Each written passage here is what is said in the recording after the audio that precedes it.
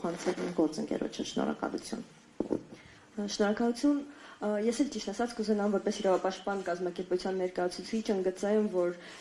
այսօրը իզուր չենք ընտրել,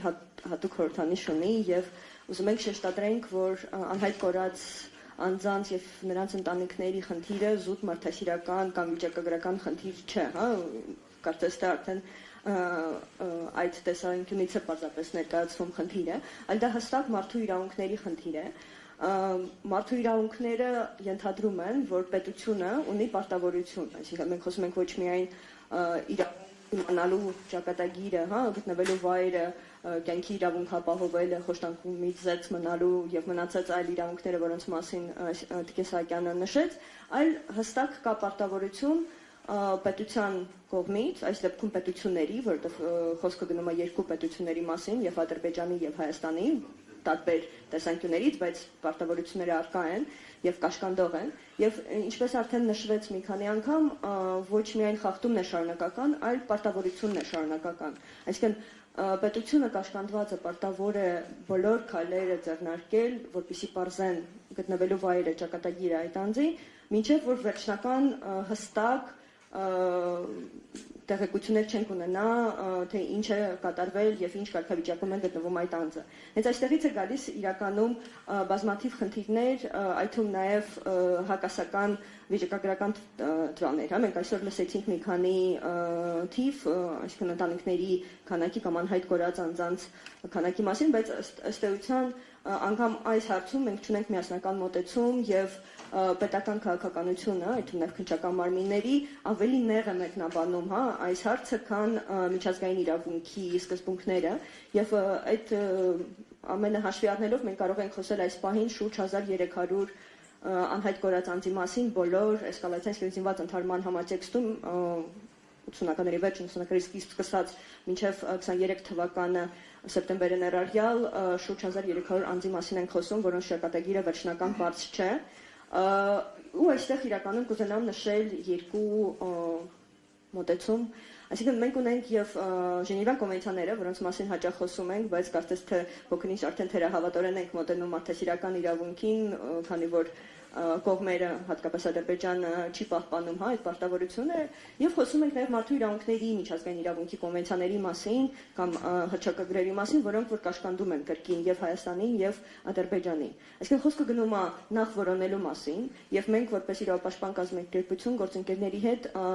երկու մեծ փաստահավաք առաքելություն ենք իրականացրել եւ 20 թվականին 44-օրյայի վերաբերյալ եւ 23-ին, որի շրջանակներում արձանագրել ենք, որ որոնողական աշխատանքները շատ սահմանափակված են եղել Ադրբեջանի կողմից եւ ըստ էության դա է նաեւ պատճառներից մեկը, որ որոշ հարցեր այդպես էլ պարզ չեն միջօրս, հատկապես 23 թվականին իհարկե թույլ չեն տվել պատշաճ որոնողական աշխատանքներ իրականացնել, բայց 23-ին էլ կաշկանդված էին եւ ազատ չէին կարող այցելել այն տարածքներ, որոնք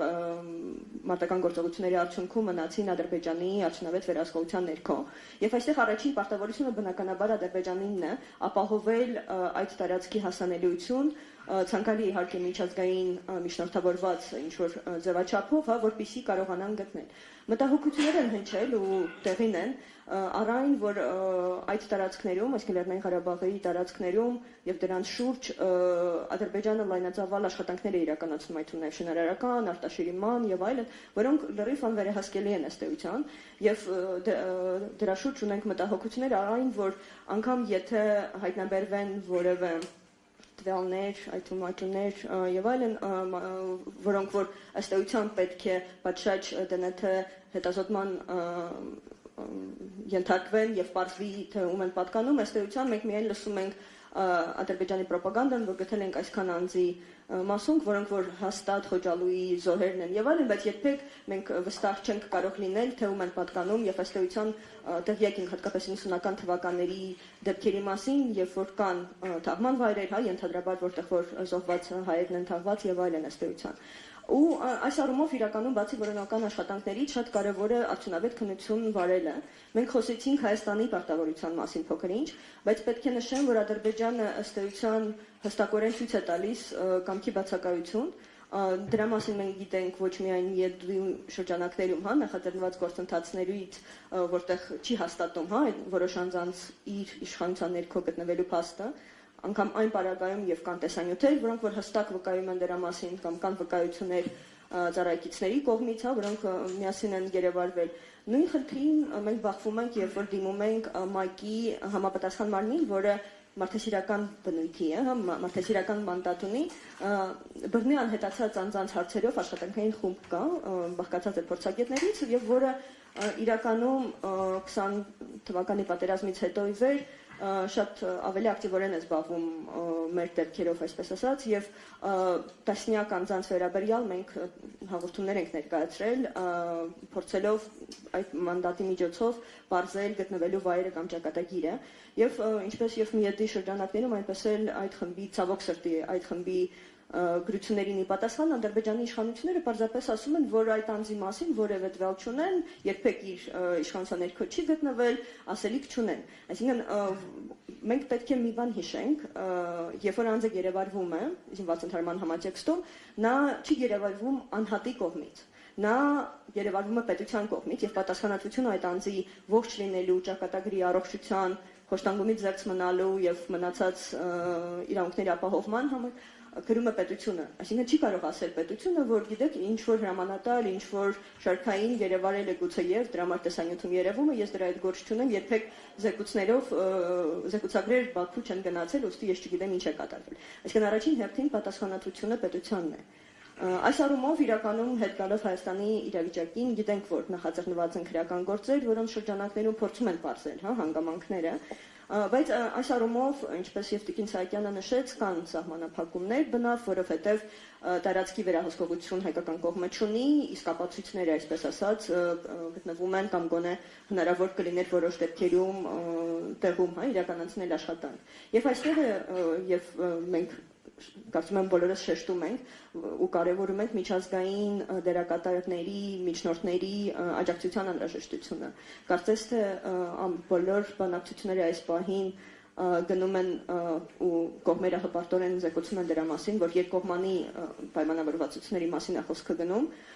շատ ավելի քիչ մարդասիրական բնույթի հարցերի շուրջ, այդ թվում նաև անհայտ կորածների ճակատագիրը բարձելու, բայց ըստ էության այս մեխանիզմները, որոնք որ մենք օգտագործում ենք, իսկ Ադրբեջանը շատ ակտիվորեն նույն մեխանիզմները կրկին օգտագործում է, չպետք է մոռանանք դրա մասին նաև, ու ամենուր խոսում է այդ խնդրի մասին։ Եվ կարծում եմ, որ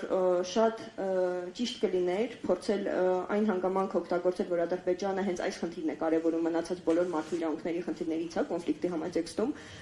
փորձել հենց դա օգտագործելով ավելի ակտիվացնել եւ չսպասել, որպեսզի խաղաղության պայմանագիրը կնքվի եւ հետագայում նոր քայլեր ձեռնարկվեն։ Եվ ավարտելով, հա, մինչև խոսքը փոխանցելը կուզենամ մի միտք արտահայտեմ, որը կարծես թե երկրորդում է արդեն նախորդիվ, հա, բանախոսների ասածին, որ մենք չպետք է ժամանակը ձգձգենք, անհետաձգելի են այս գործողությունները, հրատապ են։ Եվ ամեն օր աշխատում է մեր դեմ։ Ըստ էության ամեն օր մենք կորցնում ենք ապացույցներ, մենք կորցնում ենք ինչ որ հավանականություն ավելի շուտ բարձելու, թե մեր հայրենակիցների հետ ինչ հարազատների հետ ինչ է կատարվել եւ ըստ էության մենք 23, 24, 25 հատկապես թվականներին արդեն ականատես եղանք այնպիսի խոսույթին, որ 90-ական թվականներին անհայտ կորածների հարցը արդյական չէ այլևս իմաստ չունի զբաղվել, բացացնում եմ, բայց ասենք մեսեջը դա էր, որ ստացանք, որտեղ այնքան ժամանակ է անցել, որ արդեն հնարավոր չէ բարձել, թե ինչ է կատարվել, ուստի մենք չպետք է ձգձգենք, արդեն 5 տարի շարունակ մենք փորձում ենք բարձել ինչ է կատարվել, հա, այդ անձանց հետ, եւ չպետք է ձգձգենք, սպասենք ինչ որ բարենպաստ պայմանների, ամեն օր պետք է բարենպաստ պայմանները ստեղծենք եւ պահանջենք։ Շնորհակալություն։ Շնորհակալություն, բարև ձեզ սիրելի